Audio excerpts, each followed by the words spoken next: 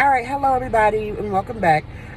So these are some things that I want to go over, and it's 3 things you have to know when dealing with COVID. 3 things you have to know when dealing with coronavirus. This is coming from a person who the doctors are saying now, a month later after I went into the hospital, unable to breathe, unable to think straight. I mean, it was bad.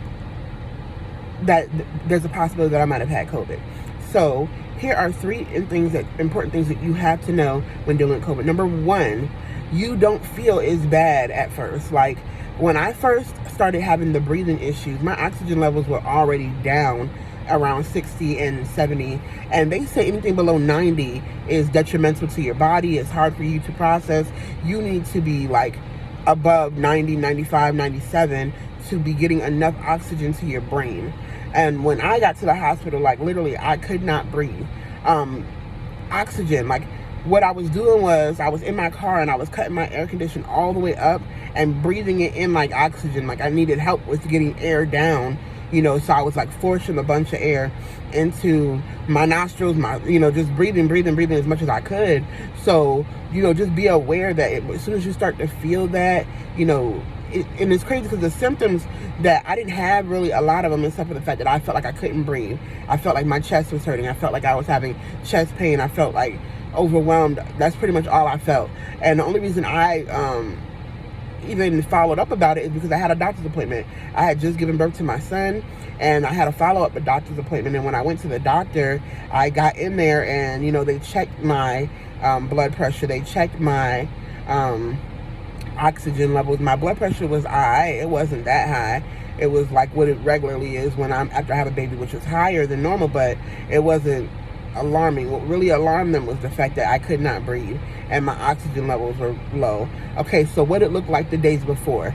The other things that you need to know is if you have a regular routine and you're able to do certain things and all of a sudden doing them feels hard to do, you need to go out and reach out to somebody. Like, don't wait. I know like your financial situation or your insurance might be one thing, and I know for a lot of people they don't go and reach out and try to find the care that they need because they keep thinking, oh, okay, I can fight this at home, I can fight this at home. That is what they told people. If you're having mild symptoms, just stay at home. Most of the time you don't even realize whether you're having mild or severe symptoms. You don't know how low your oxygen actually is. And then when you lay down to sleep, it does feel like relieving in your chest because it's exhausting when you can't breathe. Like literally it feels like you're working out, but you're not working out. And for me, it was like simple things, like just trying to go to the bathroom. I remember I couldn't take a shower. I couldn't wash my body. And for my mental state at the time, I thought it was because I had just had a C-section. Even though I kept saying to myself, I've had 4 kids, 3 are prior to this one, and I had never felt like this tired. I had never felt this overwhelmed. So, of course, number 1, you really don't, you may not feel as bad as it actually is. Number 2, if you have a regular routine and you start to see that you can't do simple things like go to the bathroom, get help. And number 3, even if your financial situation is not what it needs to be, do not allow that to keep you home. Do not allow that to keep you home. I've seen so many cases of people who live in inner city situations, and a lot of times I think about my husband, and we were having a conversation about, one time he was really sick, but he kept thinking like he didn't want to pay for the ambulance. And I understand a lot of us live in that particular place where we have to make life decisions on whether we're going to, get the care that we need or we're going to sacrifice it because we know we don't have the funds at the time. And I totally understand that, I do. I've been there. And I know, as a mother of, 3 or 4 kids, it was very hard for me. I remember after I had my oldest son, I had gotten really sick, but it was just like, I had a boil. And it was like getting large. It was about the size of a golf ball. And I didn't want to go to the hospital. I kept thinking it would come to a head, kept putting heat on it. And finally, when I went to the hospital, they were like, the infection was almost to my bloodstream. And then I have to stop doing that. I have to stop saying, I'll figure it out later, or, I'll pray about it. Yes, we can pray and believe God, but I also believe that God has placed doctors in the position that they're in for a reason. And we have to allow them to be, who they are, even though sometimes, you can get a report from a doctor and you're like, no, that's contrary to what you believe. Believe God anyway, but allow them to at least, take a look at the situation because in everything in all our getting, we should get an understanding, So please don't sit at home and know that you cannot breathe. If you feel like it's a weight's on your chest and you're suffocating just walking a couple steps, that's not normal. You know what I'm saying? And for me, I'm heavier. I don't work out. So I knew that something wasn't right, but I kept thinking that whole day, I'll be fine. I'm going to just go ahead and go to this appointment, go to the other appointment, and I'm going to go home and lay down. I thank God that I did not do that, because when I got to the hospital, I literally made it there. I couldn't even breathe to get up and go into my house. Like, I was literally getting out of the car and I'm leaning over the back of the car like, and I'm thinking to myself, what in the world is this? What is this feeling?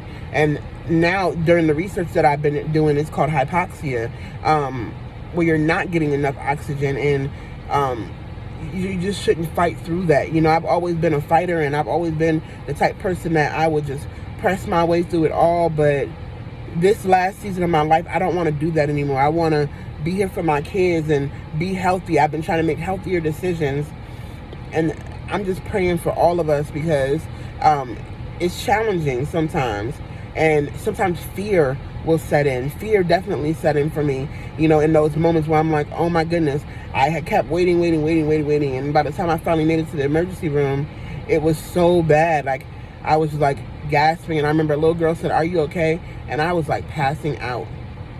And I remember grabbing my nurse by the arm and saying, "Please, please," and then thinking in my head, God, I don't want to die, so don't push it to the limit. And I know it's hard sometimes, because when we go to emergency rooms and we don't have insurance, or we don't have the adequate insurance, or whatever the financial situation may be, sometimes they'll put you to the side like, oh, there's a million other people here that have, category, their illnesses are more important, or their illnesses are more take precedence over what you're going through. But most of the time, when you can't breathe, something dealing with your lungs and your heart, they're going to get you tested, at least on that EKG, and see what's going on. And I thank God for my doctors, Dr. Austin.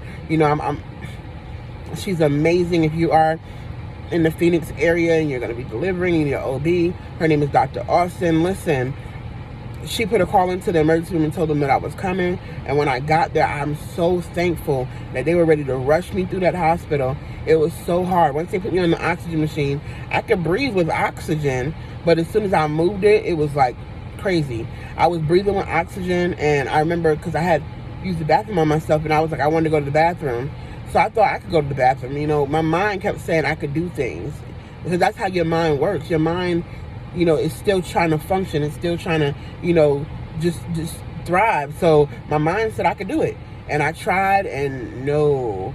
Like, in those moments, I was literally like, wow. It started off, I could breathe a little bit, and then it would go down. Like, I could feel myself getting back to the gasping. And finally, by the time I made it back to the bed, I was like, the doctors came running in, and the lady was like, well, she just had to use the bathroom. And he was like, oh, it'll be no more of that.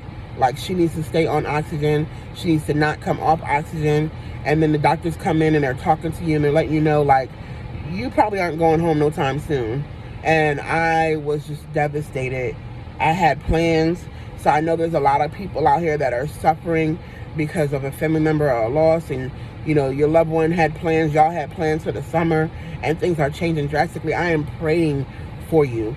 But those are the three things that I know you need to be aware of when dealing with this particular virus. Number one, you don't always feel as bad as it might possibly be. Number two, look, if you have a routine and you cannot do the simplistic things, get help. And number three, don't let your financial situation tell you not to go, because you got to fight for your life. Please, please, please. I love you. Don't forget to love God, love life, and enjoy the journey.